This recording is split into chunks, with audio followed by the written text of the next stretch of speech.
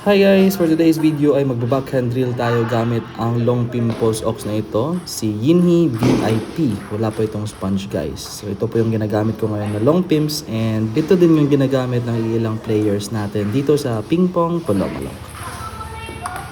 Kung nasubukan nyo na ang Yinhe VIP long pimps ox na ito or baka may nakalaro na kayo na ito yung gamit na long pimps, paki-share naman po sa comment section yung experience nyo. By the way, itong ginagamit po natin ngayon is yung blue packaging na Yinhe VIP Long Pimps Ox.